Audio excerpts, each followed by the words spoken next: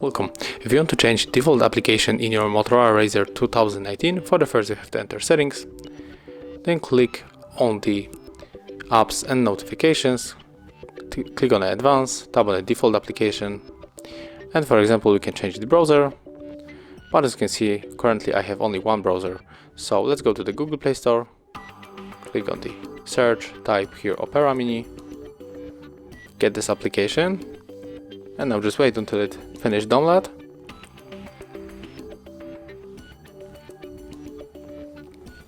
Right now click here on this button, go back to the settings,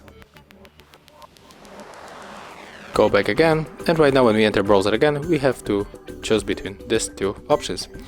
Thank you guys for watching, leave thumbs ups, comments and subscribe to our channel.